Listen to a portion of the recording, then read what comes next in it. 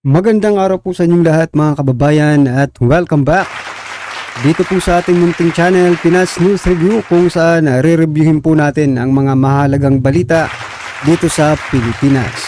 Mga simpleng komento sa mga issue dito sa Pinas. At eto nga mga kababayan, kapapasok lang, matindi to. Nagkasagutan na, bongo na puno na. Nako, rekto na suplak, PhilHealth. Yan mga kababayan ang ating alamin at bibigyan ng komento. Mula po ito kay News PH. Nasa description po ang full video link ng video ito. Subscribe na po kayo. At kung bago ka pa lang at di pa po nakapag-subscribe sa ating munting channel, please don't forget to subscribe. At i-click na rin po ang bell notification para updated po kayo sa lahat ng ina-uploads nating reaction video. At ito nga mga kababayan, bago po natin simulang pakinggan at bigyan ng komento ang video ito. Eto mga karibin natin, busisiin po natin itong si Representative Erwin Tulfo, no? Kasi meron po siyang nilabas na statement patungkol po dito kay Speaker Romualdez. Dito mga karibin natin, talagang mapapagalataan natin na talagang tuta talaga itong si Erwin Tulfo. Na ni Romualdez, mga kababayan. O ito po yung sinasabi niya. No? At saka nga pala mga kababayan, huwag niyo pong kalimutan itong si Erwin Tulfo ay tatakbong pagkasenador under Bagoong Pilipinas senatorial slate yan alam niyo kung anong gagawin niyo dito. Tuta po kasi ito ni tagapagtanggol ni Speaker Romualdez itong si Erwin Tulfo. Eto po mga kababayan, basahin ko po para sa inyo, no? Pasensya na po kayo kung hindi talaga ako magaling magbasa, pero babasahin ko po ito. Hinggil sa mga nasabing tila mahirap umanong lapitan si House Speaker Martin Romualdez dahil anak mayaman ito. Yan mga kababayan, dahil daw yan dyan dahil siguro sa trust rating, di ba? Kasi pag wala kang tiwala sa isang tao, di ba? Number 1 kasi ito sa distrust di ba? Pag wala kang tiwala sa isang tao, hindi mo talaga yan malapitan Unless kung parehas kayo. Eto mga kababayan, hindi naman po niya kasalanan kung pinanganak po siyang talagang mayaman. Aminado po silang mayaman po talaga ito Kung makikilala lamang po ninyo ang ating pong speaker, may puso po. May puso Kung kayo po ay naniniwala po sa aming magkakapatid na Tulfo, ginamit pa talaga yung mga kapatid niya Baka pagalitan ka ng mga kapatid mo. 'Di ba sa iba't ibang programa ninyo sinasabi na ito ay sa aking opinion lamang, no? Hindi po ginagamit yung iba niyang kapatid. Pero dito si Erwin Tulfo ginamit na yung talagang magkakapatid, no? Na Tulfo na matulungin. Ganun din po ang puso ng inyong mambabatas ng inyong speaker. Ibig bang sabihin kapatid mo na si Speaker Romualdez? Wag naman ganun. Wag mong parehasin lahat. Kasi talaga nung una, no, kaming mga taong bayan ay talagang saludo po, no? Saludo po kami sa magkakapatid na Tulfo nung una. Nung hindi pa po sila nasa politika. 'Di ba? Kasi tulong talaga tulong. Din pumunta po sa politika. Una muna si Idol Rafi Tulfo, 'di ba? Siyempre, naniwala pong taong bayan na tutulungan yung mga talagang 'di ba? Mahihirap. Pero nabisto po dahil po doon sa PCSO na issue, di ba? Doon po sila nagkaroon ng lamat sa PCSO kasi hindi po pinagpatuloy. Sinundan pa ni Erwin Tulfo na talagang kung makapagtanggol dito kay Speaker Romualdez ay bahala na si Batman, bahala na kung anong sabihin sa akin ng mga tao, importante ipagtanggol ko ito. Tama po kayo, Congressman Erwin Tulfo. Matulungin talaga yan si Speaker Romualdez. Doon po sa napakinabangan niya rin. No? Baka ikaw po, Congressman Erwin Tulfo, no? ay napakikinabangan mo po, no? Itong si Speaker Romualdez. Kaya ganyan mo na lang siya ipagtanggol. Yan po ay nagtatanong lang.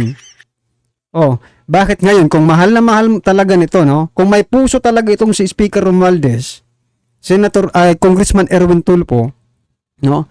Bakit hindi mo pa imbestigahan yung 5,500 flood control projects na sinabi ni President Bongbong Marcos Jr. doon po sa kanyang zona? Na gumagastos po ng mahigit 1 bilyon araw-araw, at nasaan po yung project na yan? Hanapin niyo po. Yan po ang trabaho ninyong mambabatas ngayon. Diba? Kasi pwede kayong in aid of legislation, pwede kayong gumawa ng mga batas na magpapatibay, no? In terms of flood control. Diba? Kayong mga mambabatas kung tumira.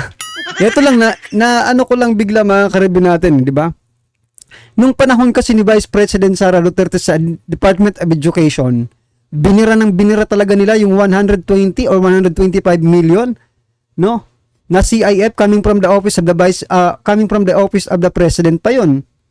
Di ba? Binigay ng presidente. At inaudit ng COA, walang anomalya. Itong 5,500 flood control projects, hindi pa ino-audit ng COA pero alam na ng taong bayan na mukhang may anomalya nga. At 1 bilyon mahigit ang ginagastos. Mahiya naman po kayo, imbestigahan nyo ito. No? Kung dun nga sa 125 million na CIF ni BP Sara, pinagtiyagaan nyo na imbestigahan, binigyan nyo ng oras, panahon, para imbestigahan yon. Pero butata kayong lahat. Itong 1 bilyon bawat araw, 11 days yun kung yung kay BP Sara. Ito, 1 bilyon bawat araw, mahigit, no? 1 bilyon, 1.04 billion yata yun. Hindi ninyo bibigyan ng oras para imbestigahan? Hindi niyo bibigyan ng panahon para malaman ng taong bayan kung saan napunta? Wherein, this is not confidential. Mga kababayan, hindi po ito confidential, ito po ay dapat isa publiko. Yung kay BP Sara, confidential yun di ba? Bakit pinaimbestigahan pa? Mahiya naman po kayong mga congressman kayo. Tao po pera po ng taong bayan yung 1 billion per day. Napaka ano yun Kahit siguro magwa 1 billion kayo, half billion kayo. Kahit 10% lang ang kunin niyo doon sa isang taon, malaki na rin, di ba? Paimbestigahan niyo naman po. Congressman Erwin Tulfo, tatakbo pa naman itong dito talaga, pag pinaimbestigahan ni Erwin Tulfo, posible pang magbago ang isip natin, posible pang approve sa ating mga Pilipino itong si Erwin Tulfo. Pero pag hindi, di goodbye. Eto pa mga kababayan, masyasyak ka talaga dito. Top government official, Philippines. Ito po ay survey po ito ng Top government official performance survey. RPMD. Ito pong page nito ay nag-survey at ito nga po ang resulta ng kanilang survey, no? Bang, tataas talaga mga kababayan 77 Marcos. Aba. Tingnan nyo, BP Sara 76, 67% kay Escudero Romualdez 75. Wow, palakpakan Ito po yung mga tao. Ewan ko ba kung saan sila nag-survey nito. Ano July 1 to 10. Ibig sabihin, last month po ito. Eto. Si Abalos nangunguna 93. Aba, ang laki-laki Abalos nangunguna. Gatchalian 91. Garcia 90. Ba? Recto 86. Biruin yung mga karibin natin. Si Abalos tingnan nyo 93. Halos 100% na ni Abalos 7% na lang. 100 na si Abalos. Remulla. Ano to si Remulla? Teka, zoomin natin. Remulla 84. Aba. Tingnan nyo. Ito yung si Pascual, yung nag-resign, no? 81. Oh, wala tayong pakialam din. Oh, Guevara, 71. Wala tayong pakialam dyan sa iba. Yung mga kilalang natin, no? Yung mga kilalang. Well, ano yung mga kababayan? Ano ba ang gusto kong iparating sa inyo about dito sa sorbing ito? Ang gusto ko lang maiparating sa inyo ay kung paano po tayo lokohin ng mga kampon ng mga hindi ko alam kung anong klaseng kampon ng mga ito, no? Demonjo. Paano sila nakapag-come up ng mga ganitong trust and approval ratings? Grabe naman itong survey na ito. Oh, wag na lang po natin pansinin, baka makaano pa ito. Pero gusto ko lang iparating mga kabayan na this is propaganda ba nila ito para kahit gumawa sila ng pagkakamali, at least may papakita sila, tingnan nyo. Oh, nagtitiwala pa rin sa amin ng mga Pilipino kahit iniiputan na namin sila sa ulo, kahit ginigisan na namin sila sa sarili ng mantika. Nagtitiwala pa rin sa amin. Siguro ko ito yung dadali nila pag pumunta sila sa mga international forum. Ito siguro yung ipapakita nilang survey. Nako, bistado na kayo. So ito mga kababayan, sama-sama at sabay-sabay po natin pakinggan. Panoorin at bigyan ng komento ang video ito. Eto na po. Sa PhilHealth. Alam nyo yung sagutan na yan po ba ay legal? Yang paglilipat? Legal po yan. Morally right po ba yan? Sa leadership po kasi meron ganun eh, no? Maaaring yan ay legally right, pero dapat din natin isalang-alang kung morally right, no? Yan yung punto ni Senator Bongo. Ang sagot ba naman ni Recto kung yan po ay makakapag-create in the future. Ganto parang sagot ni Recto ng mga hanap buhay, morally right yan. In the future? Ang tanong ko po, hindi po in the future to . So yan mga kababayan, wala palang kasiguraduhan itong di ba? Kung makikinabang bang taong bayan diyan sa pagta-transfer na yan ng pondo na almost 90 billion eh. Di ba? Ibig sabihin, parehas na rin ito yung kalakaran dito. Parehas din doon sa flood control projects mga kababayan. Di ba? There is no master plan. There is no plan. Walang plano dito kasi titingnan pa sa future. Dapat before ninyo itatransfer yung perang yan, may naka ng plano, di ba? Na posibleng pagkakitaan, di ba? Na magkaroon ng income di ba? Kailangan po ng concrete na plano. Ganito na pala ngayon ang kalakaran sa gobyerno. Wala nang may project ka pero walang plano. Mas mabuti pa pala sa mga schools di ba? For example, sa mga club, di ba? Sa mga club sa school, kailangan mo mag-propose muna ng yung project mo, ipopropose mo. Nakalahad doon yung mga plano ninyo kung paano kumita, kung paano gagawin itong activity na ito, di ba? Lahat na doon. Naka-file na. Pero dito pala, titingnan pa nila sa future. Ang yan naman.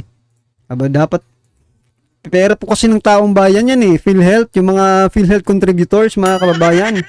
Kung ikaw ay isang PhilHealth contributor mga karibin natin, talagang dapat magsalita ka, may karapatan ka po dito. Di ba? Kasi pera nyo po yan yung PhilHealth. Dapat nga yung nag-exist exceed na pondo na almost 90 billion, no? Ay sana naman makatikim po itong mga kahit tagpa 500 lang, di ba?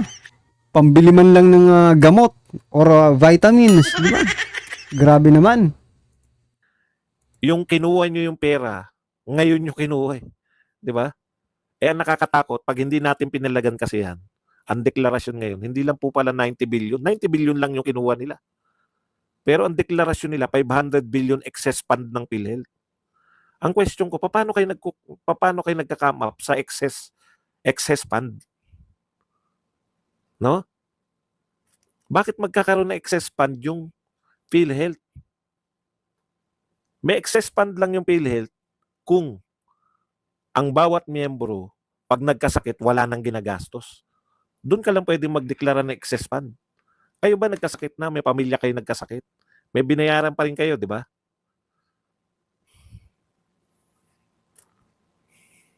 May binayaran. Hindi lang po to, pasensya na, Argo. Hindi lang to middle class money. Lahat ng, alam ko,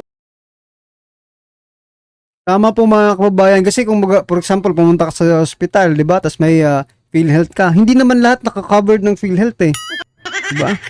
Nagbabayad ka pa rin. Ngayon kung may excess po ang PhilHealth, bakit hindi na lang i-fully paid yung ospital, 'di ba? Bakit hindi na lang i-fully paid? Kung may excess naman ganitong kalaking pera, 500 billion pala. Naku naman, 'di ba? Sus, Ginoo, ang laki-laking pera niyan. Tapos nagbabayad pa sa hospital. May excess fund naman pala. walang exempted sa sa PhilHealth eh. Naghuhulog lahat ng PhilHealth eh. Lahat ng mga may trabaho.